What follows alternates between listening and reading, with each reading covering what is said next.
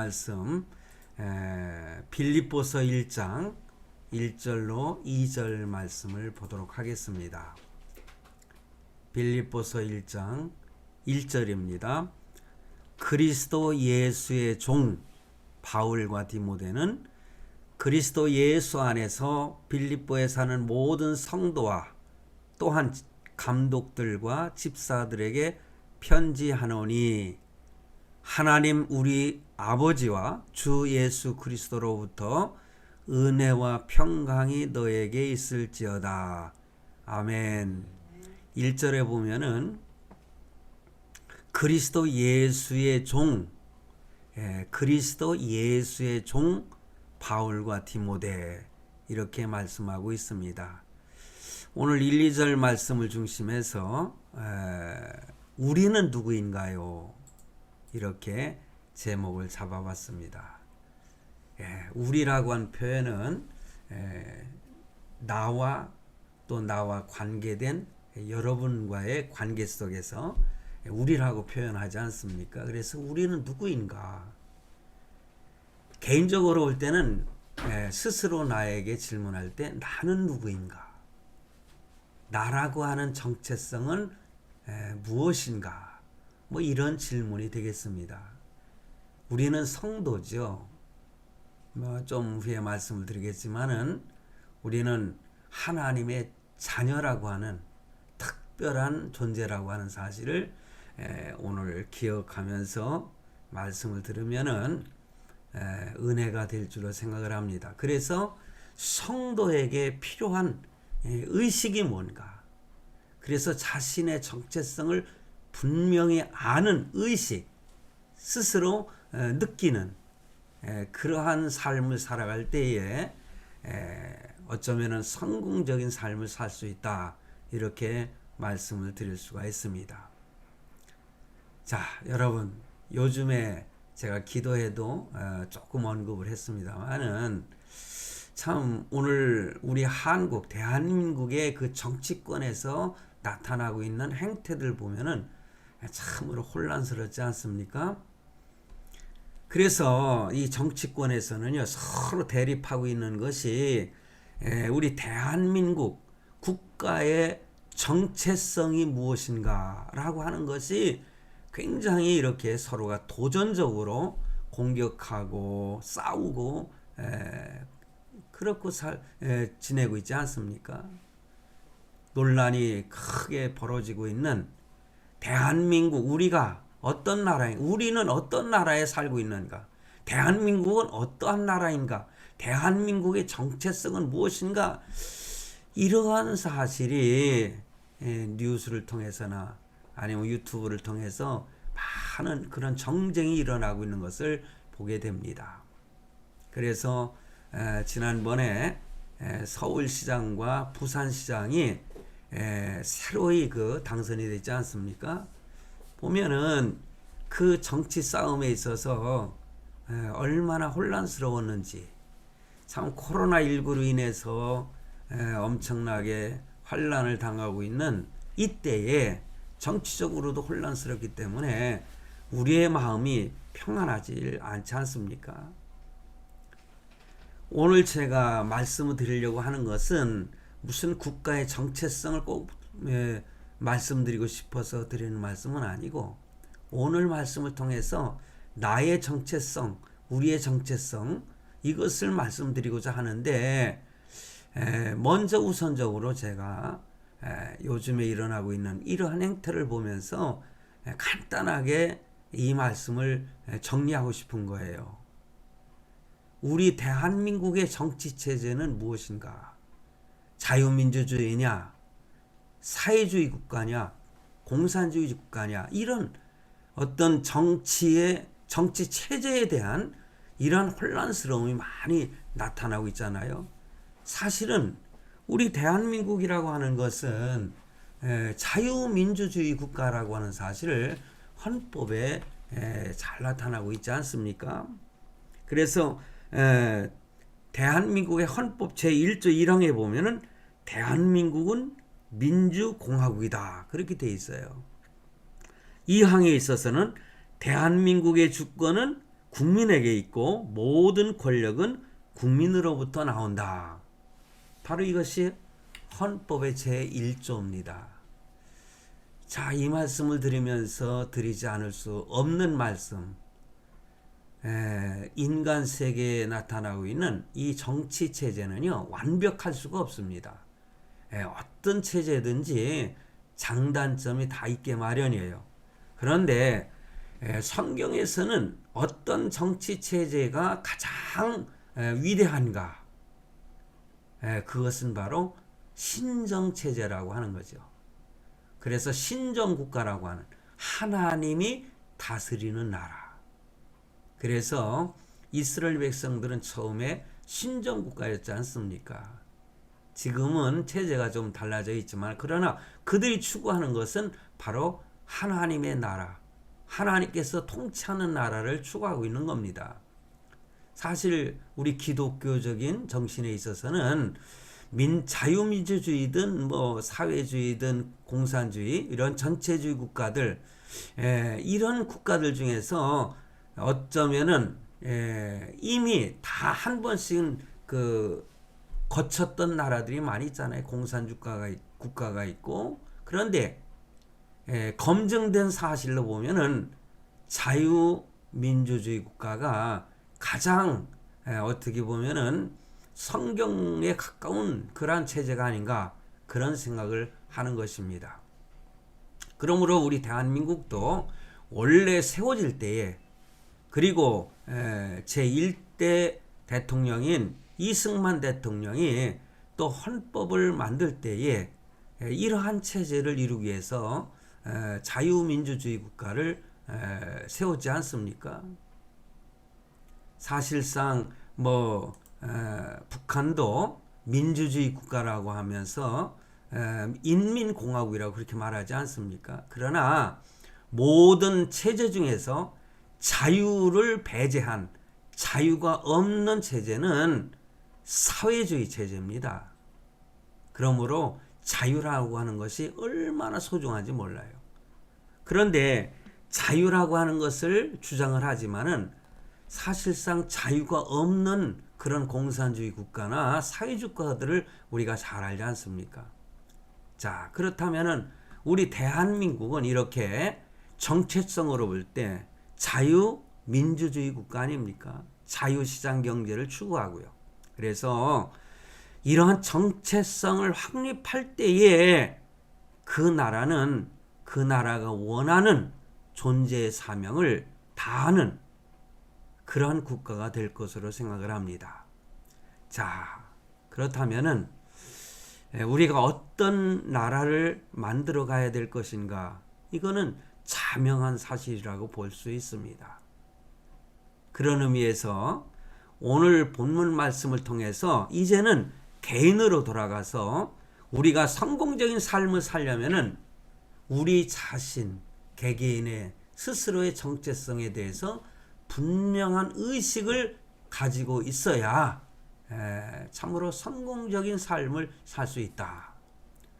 국가로 보면은 성공적인 국가를 만들 수 있다. 뭐 이렇게 표현해도 과한 것은 아니라고 생각을 합니다. 자, 여러분, 그렇다면은 오늘 우리는 누굽니까? 한마디로 말하면은 예수 그리스도의 피로 구속받은 하나님의 자녀, 이렇게 표현할 수 있겠습니다. 그래서 저는 이렇게 세례를 줄 때에 꼭 이렇게 표현합니다. 예수 그리스도의 피로 구속받은 하나님의 자녀 누구누구는 이렇게 그 사람을 지칭하면서 저는 세례를 베푸는 그런 과정을 제 목회 생활에서 해왔습니다. 자, 그렇습니다. 우리는요, 예수 그리스도의 피로 구속받은 하나님의 자녀라는 거죠. 이것이 우리 기독교인의 크리스찬의 정체성이다. 이런 의식을 분명히 갖고 산다면은 개인의 어떤 성공적인 삶을 살아갈 수가 있다. 이렇게 말씀을 드릴 수가 있겠습니다. 하나님이 소중히 여기는 존재라고 하는 것이죠. 하나님은 자기의 아들 예수 그리스도를 아끼지 아니하시고 우리를 위해서 희생시키셨습니다. 이렇듯이 우리는요, 하나님의 마음 속에, 하나님의 마음 안에 이미 존재한, 이미 존귀하게 존재한 존재들이다. 뭐 이렇게 표현하고 싶습니다.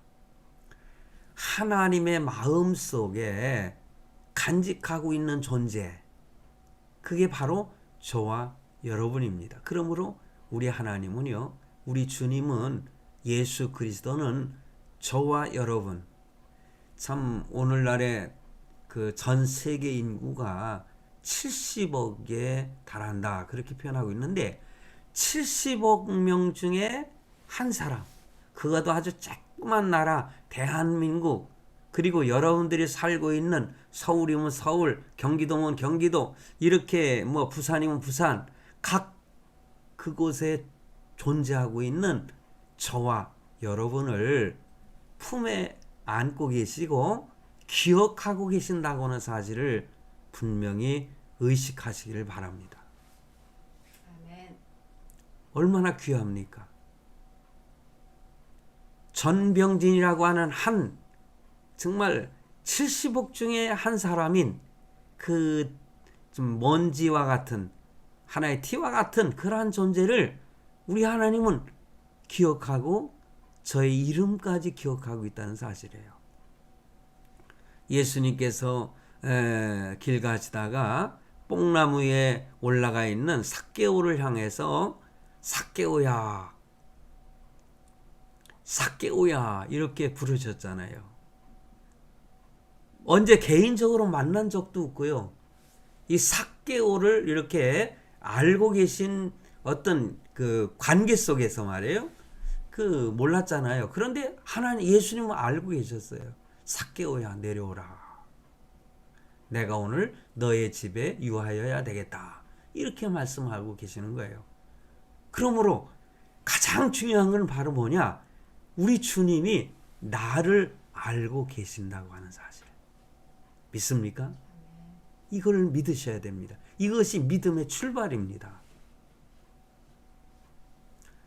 저도요, 여러분, 내가 알고, 함께 예배를 드리시는 분 중에 많은 사람을 제가 알고 있습니다. 그런데, 이름은 알고 있고, 또 어떤 분들임을 알고 있지만은 제가 얼굴을 대면한 적이 없는 분들이 있잖아요. 참 이런 분들은 어떤 얼굴 모습을 하고 있을까? 어떤 모습을 하고 있을까? 어떻게 살고 있을까? 참 궁금한 마음이 늘 들어요. 그러면서도 제 마음에 간직하고 있어요. 여러분들의 그 이름을 제가 간직하고 있거든요. 그래서 제가 이따금 기도할 때에 여러분들은 어떤 모습을 하고 있을까 하면서 이렇게 상상을 하면서 제가 잠깐 이렇게 기도도 하고 그러거든요. 우리 하나님은 여러분들의 모습까지도 다 알고 계십니다. 여러분들이 행하고 있는 일거수일투족을 다 지켜보고 계신다고 하는 사실이에요.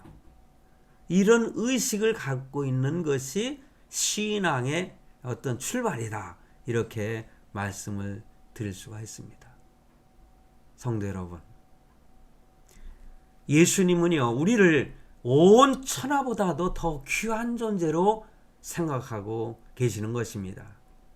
그래서 예수님께서는 너희를 대접함이, 그게 제자들이 이렇게 전도 파송을 하면서 너희들을 갖다가 환대하는 자에게 하나님은 복을 내리신다고 그렇게 말씀하고 있지 않습니까?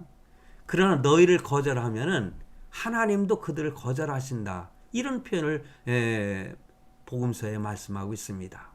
그러므로 너희를 대접함이 곧 나를 대접하는 것이고, 너희가 핍박을 받는다면은 그것은 나를 핍박하는 것이라고 예수님은 말씀하고 있어요.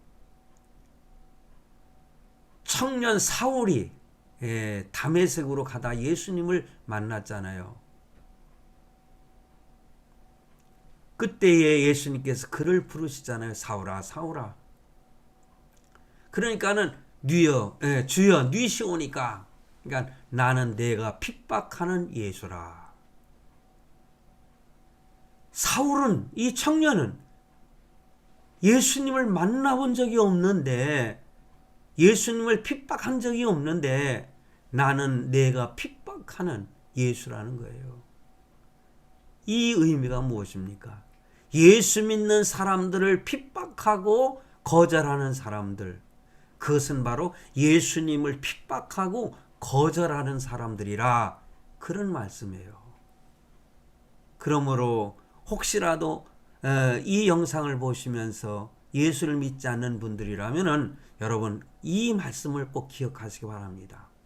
만약에 여러분이 예수 믿는 사람들을 거절한다거나 핍박한다거나 참 무시한다거나, 그것은 바로 예수 그리스도를 향해서 하는 행동이라고 하는 사실을 예수님은 이렇게 말씀을 통해서 우리에게 분명히 말씀해 주고 있는 것입니다. 성도 여러분, 우리 주님은 이렇게 저와 여러분을 온 천하보다도 더 귀한 존재로 여기신다고 하는 사실, 그러므로 주님과 주님과 우리를 이렇게 동일시하고 계시다는 사실을 꼭 기억하시기를 바랍니다. 예수님은요, 우리를 보호하러 생각하셔요. 아주 값진 진주로 생각하셔요. 네? 그래서 천국 비유를 보면은 천국을 보호하여 그 다음에 값진 진주로 여긴다, 이런 표현도 예화를 들어서 예수님 말씀하셨잖아요. 그런데 여러분, 오늘 주님은 저와 여러분을 진주처럼 여긴다는 거예요. 그러므로 우리를 소유하시려고 하늘 영광을 버리시고 십자가를 지신 것입니다. 피로 값주고 사시기 위해서. 우리의 가치가 어느 정도인지 아십니까? 예수님의 피의 가치와 동일시 된다는 거예요. 예수님의 피로 값주고 우리를 사셨기 때문에 그렇습니다. 얼마나 귀한 존재입니까? 우리의 값은 예수님의 피값이라고 하는 거예요. 그러므로 한두 푼 가는 게 아닙니다. 우리의 생명의 가치, 내 자신의 가치는 예수 그리스도의 피로 사신 값어치를 가지고 있는 존재라고 하는 거, 여러분 꼭 기억하시길 바랍니다. 그처럼 우리는 예수님이 모든 것을 다 팔아 얻고자 하셨던 값진 진주, 예수님 자신까지 십자가에 죽으시기까지 그 값을 주고 사시려고 하는 값진 진주처럼 여기신다는 거예요. 그러므로 우리는 이러한 정체성을 분명히 인식하는 것이 우리의 참된 믿음의 신앙이고 출발이라고 하는 거, 우리는 분명히 알아야 될 줄로 믿습니다. 성경에 보면은 사도 바울이 참 위대한 존재 아닙니까? 자, 하나님께서 그를 부르셨고 그를 이방인의 사도로 부르셔서 오늘날 우리에게까지 복음이 전파되는 그러한 역할을 감당했던 사람이 사도 바울이고 또 예수님의 제자들이죠. 그런데 이 사도 바울을 얘기한다면은 그가 훌륭하게 하나님의 일을 수행할 수 있었고 그가 멋진 삶을 살 수 있었을 그 이유가 어디에서 찾을 수가 있겠습니까? 그것은 바로 그 자신은 그 자신에 대한 분명한 정체성을 가지고 있었기 때문, 자기가 누구인가를 분명히 의식하고 뚜렷하게 살았기 때문에 그는 이렇게 참으로 훌륭한 하나님의 종이 되었다, 그렇게 생각을 하는 것입니다. 오늘 본문 말씀, 짧은 말씀이지만은요, 한 말씀 중에 바로 사도 바울이 의식하고 있었던 자기의 정체성이 무엇인가를 표현해주는 그런 말씀이 잘 나타나 있지 않습니까? 그래서 이 본문은 바로 우리 그리스도 안에, 우리 그리스도인에게 있어서 꼭 필요한 의식이라 이렇게 말씀을 드립니다. 아멘. 그게 뭡니까? 몇 가지를 말씀을 드리겠는데요. 첫째는요, 주님의 종이라고 하는 의식입니다. 오늘 본문 말씀에 사도 바울이 이 서신서를 시작하면서 그리스도 예수의 종 이렇게 표현하고 있지 않습니까? 이 말씀에 함축되어 있는 의미가 얼마나 깊은지 몰라요. 그리스도 예수의 종이라는 거예요. 누구의 종이요? 천지 만물을 창조하신 하나님, 우리를 구속해 주신 예수 그리스도 그분의 종이라는 거예요. 군대에 있을 때 보면은요, 군인들 이렇게 군인들 중에서 특별히 뭐 대대장이나 중대장이나 아니면 더 높은 연대장, 뭐 사단장, 군단장, 뭐 이런 아주 높은 지위에 있는 군인을 이렇게 섬기는 그 밑에서 예를 들어서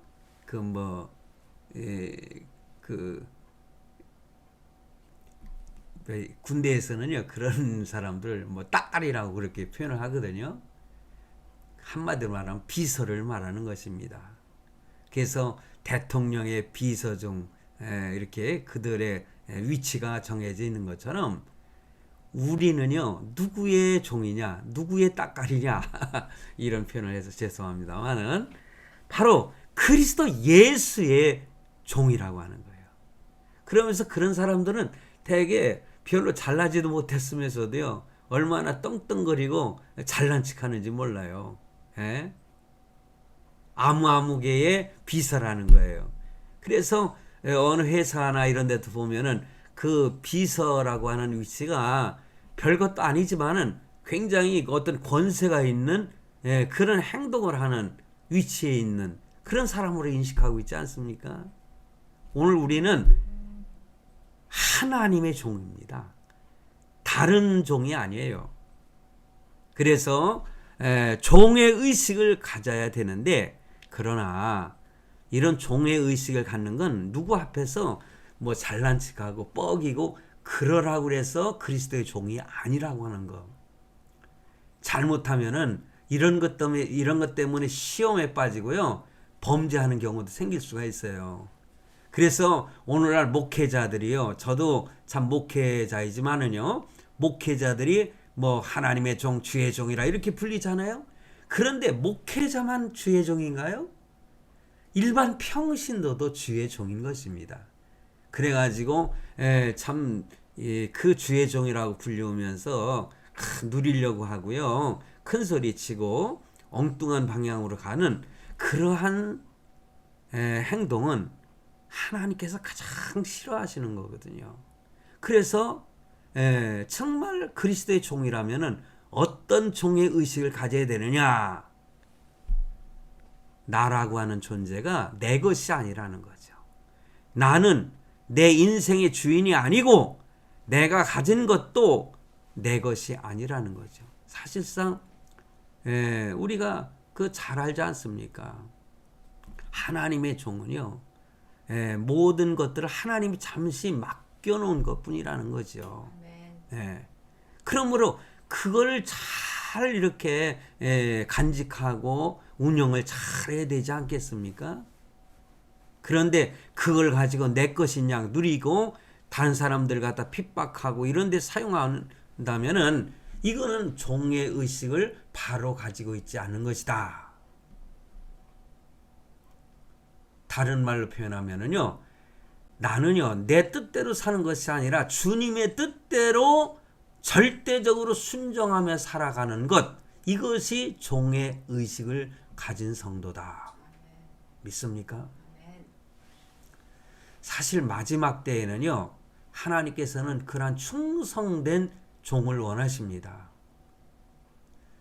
신약에는 이 종이라고 하는 말을 두 가지로 표현하는데, 뭐 하나는요 예수님을 하나님의 관계 속에서 하나님의 종이라고 표현하는데, 사실상 예수님은 하나님 본체시지 않습니까? 그것은 아니고 오늘 본문 말씀에 오늘 빌립보서 1장 1절 말씀에 바울이 자기 자신을 바로 예수님의 종, 그리스도의 종이라고 표현한 것. 그리고 예수님과 사도, 예수님과 성도와의 관계를 나타낼 때에 바로 그 종이라고 하는 표현을 하고 있는데 바로 이것은 헬라어로 말하면은 둘로스라고 하는 단어입니다. 그런데 이 말씀 속에는요, 단어 속에는 깊은 의미가 있어요. 묶다. 그리고 동이다. 이렇게 묶는 거 있지 않습니까? 이렇게 묶는 거. 그리고 동여매다. 그런 말 하지 않습니까? 그러므로 둘로스라고 하는 단어의 의미 속에는 묶는다는 거예요. 그는 하나님과 나를 이렇게 묶는다. 뭐 그런 뜻이 있습니다. 따라서 바로 예수 그리스도를 믿어 이 하나님과 이렇게 관계가 회복한 하나님의 자녀는 하나님께 묶여 있고 하나님께 동여져 있다. 그런 표현이라고 볼 수가 있는 거예요. 그러니 그분 하나님 예수 그리스도가 내게 지시하시고 명령하신 것을 우리는 나의 의지로 거부할 수 없다는 거지요. 반드시 순종으로 실천해야만 하는 존재. 바로 이것이 종인 것입니다. 마지막 때에는 이러한 종을 원하세요. 마태복음 24장에 보면은 마지막 부분에 가서 바로 깨어있으라고 말씀하시면서 나는 이러한 종을 원한다. 그렇게 말씀하고 있습니다.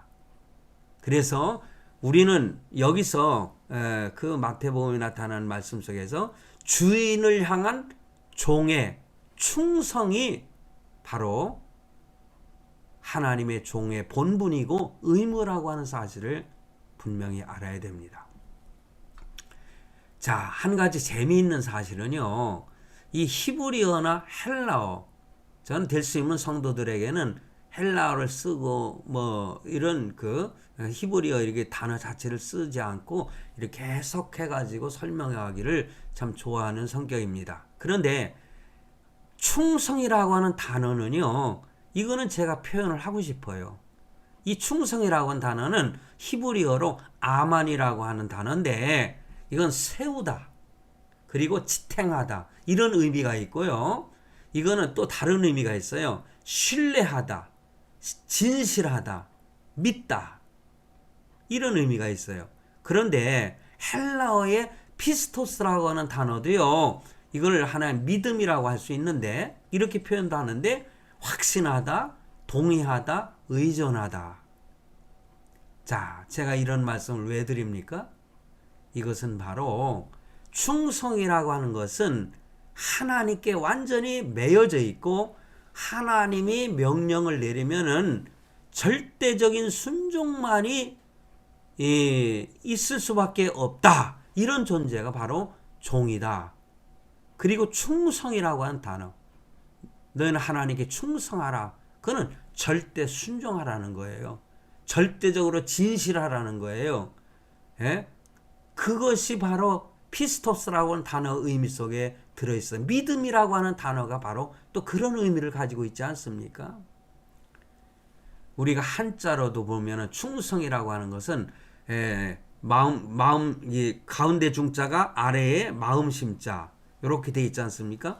마음 중심의 성자는 이룰 성자잖아요. 마음의 중심에 있는 것을 뭐예요? 이루는 것이 충성이다. 그런데 우리 마음 속에 뭐가 있어요? 성령께서 계시면서 성령이 가르치시는 대로, 성령이 인도하시는 대로. 할렐루야.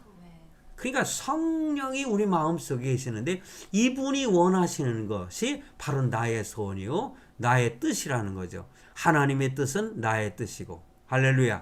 그러므로 이것을 이루는 것이 충성이라고 하는 거죠. 예? 그러니까 내 마음의 소원을 이루어 주시는 하나님. 그는 성령 하나님께서 나에게 주신 마음, 내 중심에서 소원하는 바, 이것이 이루어지는 것이 충성이다. 단적으로 한마디로 말하면은 하나님의 뜻을 이루는 삶이 뭐냐? 충성이다. 그러므로 죽도록 충성하라. 이런 말씀은 내가 내 생명을 아끼지 않고 하나님의 뜻을 따라 살아가는 것, 이것이 충성인 것입니다. 그러므로 하나님께 맡기고 의뢰하고 마음의 소원을 이루기 위해서 하나님께 나의 모든 것을 맡기는 그러한 성도가 되시기를 바랍니다. 아멘. 자, 여러분, 그런데요, 한 가지 분명히 알아야 될 사실이 있습니다. 여러분, 우리가 충성한다고 하는 거, 이런 표현을 쓰면은 여러분 어떻게 생각하실지 모르지만은, 이 충성이라고 하는 것은 결코 자신의 전 재산을 다 바친다고 충성하는 게 아닙니다. 근데 역설적으로 제가 말하나요? 목숨을 내놓는다든지 자기 인생을 포기하는데 여기에서 충성이라고 하는 의미를 찾는 것이 아니라는 것입니다. 사실은 뭐 이와 같이 해야 될 때가 있겠죠. 주님이 나의 생명을 원하시면은 내가 내놓고 순교하는 자리로 가야 되지 않겠습니까? 나의 전 재산을 내놔야 될 때가 있으면은 그래요. 하나님께 내 모든 전 재산을 내어놓고 주의 복음을 위해서 사용할 수가 있습니다. 물론 이와 같이 해야 될 때도 있다는 것입니다. 그러나 성경은요, 작은 곳에서부터 충성을 원하고 있다는 사실을 믿으시길 바랍니다. 아멘. 하나님을, 그리고 그 하나님이 하신 말씀을 우리가 믿고 신뢰하고 따르는 바로 그 기본적인 발걸음으로부터 시작되는 것이 충성이다라고 하는 사실을 여러분 믿으시길 바랍니다. 아멘. 여러분, 그래서 충성은요, 어떤 직분에, 어떤 헌금 액수에, 뭐 목사라고 그래서, 장로라고 그래서, 아니면 헌금 액수, 1억을 헌금했다, 10억을 했다, 아니면은 여러분, 과부가 엽전 둔입을 이렇게 몰래 다른 사람들이 볼까봐 몰래 헌금하며 연보궤에 넣는, 그런데 예수님은 그걸 보고 계셨잖아요.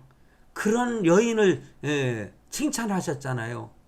많은 것 중에서 이만큼 드리는 것 중보다 이만큼밖에 없는데 이걸 다 드리는 거, 이게 바로 진정한 충성이라는 거죠. 예수님께서 칭찬하시는 부분이라고 하는 사실이에요. 그러니 헌금의 액수의 많고 적음, 그리고 내가 어떤 봉사를 했느냐에 따라 그 정도에 따라서 어떤 평가되는 것이 충성이 아니라고 하는 사실입니다. 그렇기 때문에 성경은 뭐라고 말씀하고 있어요?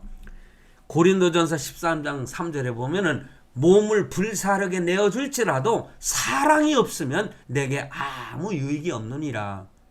여기서 사랑이라고 하는 것은 무엇입니까? 그리스도를 사랑하는 것입니다. 이웃을 사랑하는 것입니다. 위로 하나님을 사랑하고 아래로 내 이웃을 내 몸과 같이 사랑하는 것. 그런 사랑이 전제될 때에 나의 몸을 불사를 때 하나님 그걸 인정하시는 것이지, 그런 것이 없이 자기의 어떤 그 과시하려고 하나 자랑하려고 하나 그런 의미에서 어떤 헌금을 한다거나 어떤 지위를 자랑한다거나 이런 것들은 기본적으로 잘못된 충성이다, 이렇게 말씀을 드릴 수가 있는 것입니다. 사실 종이라고 하는 것은 자기 소유가 없다고 말씀드렸잖아요.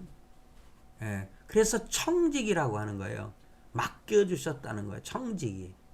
그래서 하나님의 종이라고 하는 사람들은 청직의 의식이 분명히 있어야 돼요. 그래서 성도들 모두가 청직의 의식을 가지고 있어야 돼요.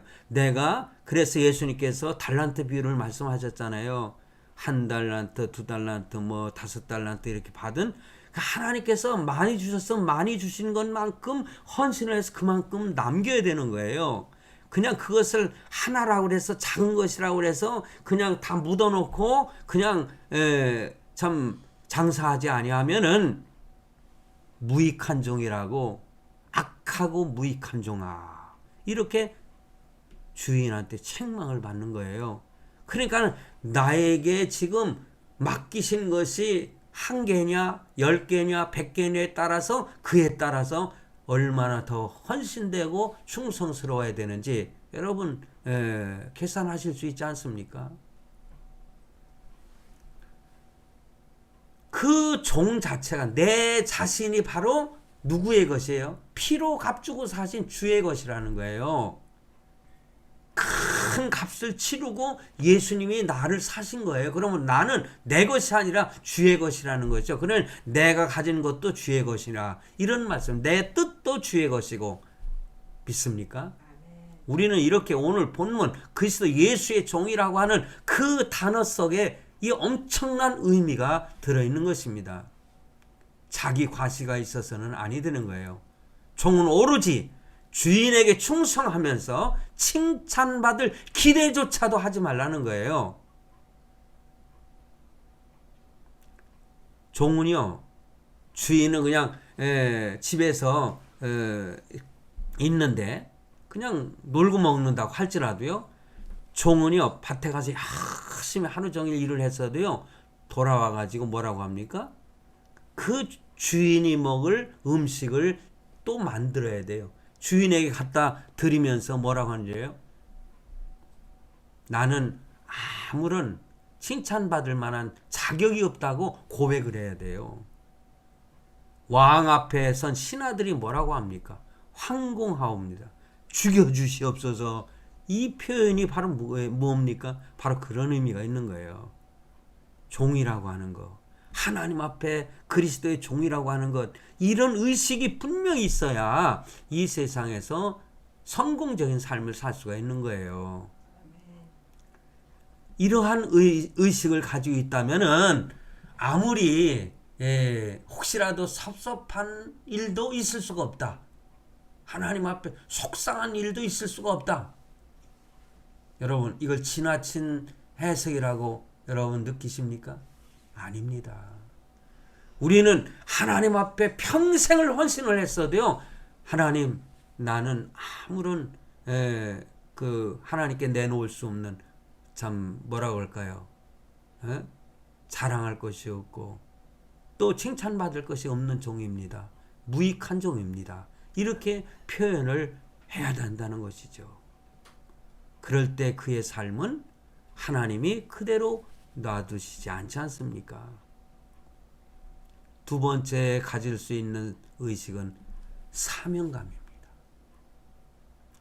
본문 1절 말씀에 그리스도 예수 안에서라고 표현한 것은 바로 사도 바울이요, 늘 서신서를 쓰면서 그리스도 예수의 종 바울은 이런 식으로 쓰지 않습니까? 오늘은 디모데까지 표현하고 있습니다만은 그 표현은 참 항상 주님의 뜻을 이루겠다는 사명의식이 표현된 말씀이다.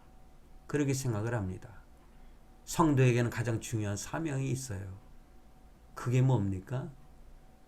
그래요.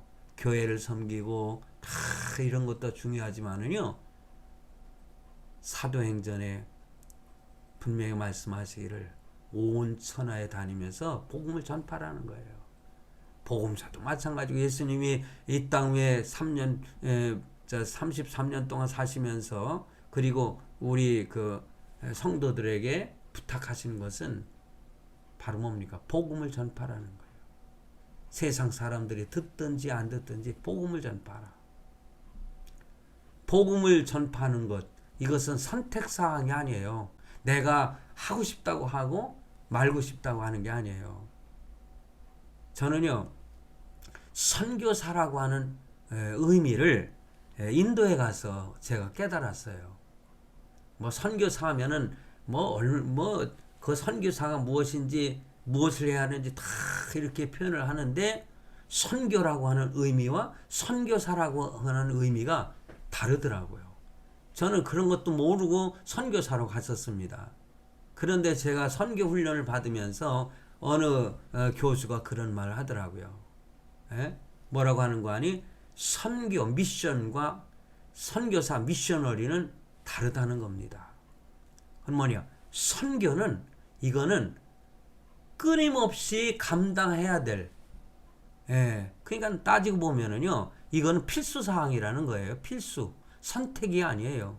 그런데 선교사는요, 너 선교사 그만하고 집으로 돌아가 하면은 돌아가는 거예요. 그러니까 하나님이 하라 하실 때는 선교사 역할로 하고, 선교사 역할 하지 마라 하면은 안 할 수밖에 없는 것이 선교사라는 거예요. 미셔너리와 미션은 다르다는 의미죠. 그런데 여러분, 그 모든 것 의미가 그렇다 할지라도 복음을 전하는 것은 선택사항이 아니다.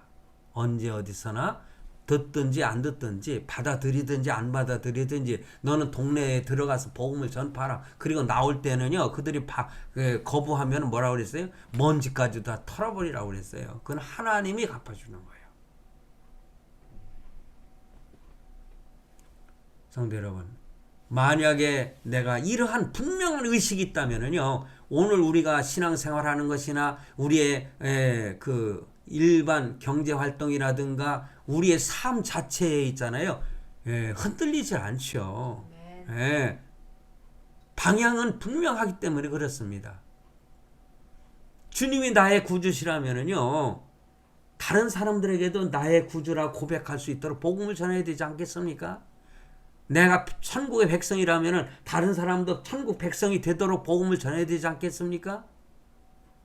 내가 하나님께 은혜를 받았다면 다른 사람에게도 하나님의 은혜를 받을 수 있도록 해야 되지 않겠냐, 그런 말씀이에요.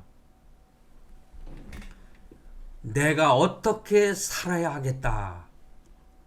만약에 이러한 분명한 사명의식이 있다면요, 그는 삶에 있어서 흔들리지 않고 주님이 원하시는 방향으로 꾸준히 달려가는 삶을 살 수가 있고 활력 있는 삶을 살 수가 있을 줄로 믿습니다. 아멘. 마지막으로 간단한 말씀인데, 여러분 2절 말씀이 그랬잖아요.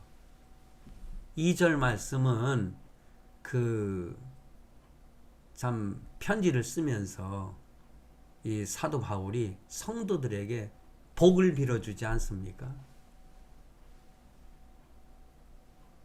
이건 오늘 우리에게도 필요한 삶의 의식이라고 생각해요. 모든 사람들에게 복을 빌어줄 수 있어야 됩니다. 아멘. 할렐루야. 아멘. 어떤 사람은 목사에게는 축복권도 주고 저주권도 줬다. 그래가지고 내가 당신을 축복하면 하나님의 축복을 받고 내가 저주하면 당신은 저주받을 수밖에 없어. 그러니까 당신은 내 말대로 해. 뭐 요렇게 한다면은 그 하나님의 종입니까? 나는 목회 생활하면서 저주해 본 적이 없어요. 왜냐? 어떻게 저주합니까? 하나님이 사랑하시는 존재들인데. 근데 저주하라는 말씀은 없어요. 근데 축복권이 있다고 그래서 반대로 뭐 저주권도 있는 거야. 무슨 말인지 모르겠어요, 저는. 성도 여러분. 그래요. 제가 예배 마지막 축도로 마치잖아요. 오늘도 축도로 예배 마칠 겁니다. 그런데 사실상 목사에게 이러한 특별한 그 의식을 행하게 하는 것은 성경에 사도 바울이 그렇게 했기 때문에 그것을 사실상 뭐라고 할까, 뭐 흉내내는 거라고 할 수 있겠죠. 흉내라고 하는 표현을 써서 정말 죄송합니다만은 2절 본문 말씀에 바로 이렇게 사도 바울은 이 빌립보 교인들에게 그 편지를 쓸 때 축복 기도를 먼저 하고 있는 것을 보지 않습니까? 이것은 사도 바울이 서신서를 기록하는 참 패턴이라고 할 수가 있는데,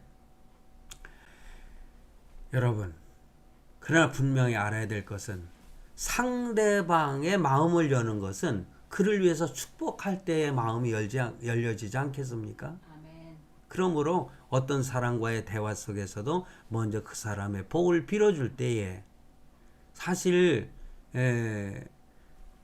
그 존재라고 하는 것으로 볼 때 아브라함을 향해서 하나님께서 말씀하신 너를 축복하는 자는 내가 그를 축복하고 그들이 너를 저주한다면은 나는 그들을 저주하겠다.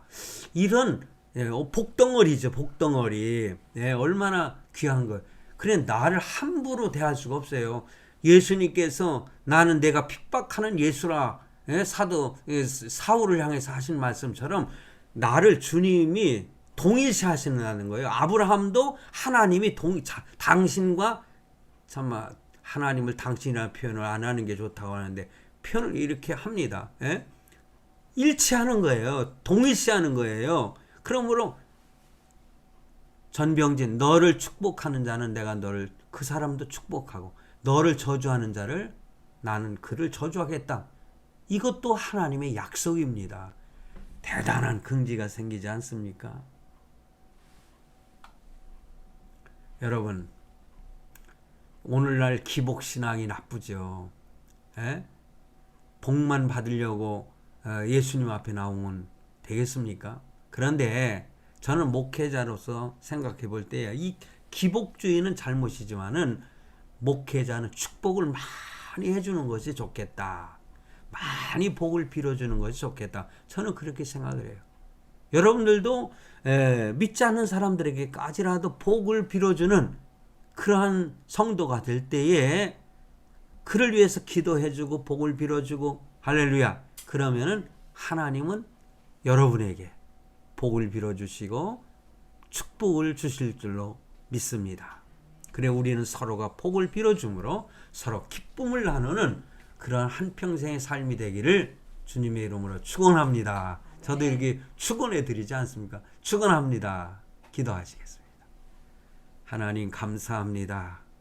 오늘 말씀을 통해서 깨달은 바를 우리의 삶에 적용하고 실천해서 하나님의 큰 복을 받는 우리 모두가 되게 해 주시옵소서. 예수님의 이름으로 축복하고 기도하옵나이다. 아멘.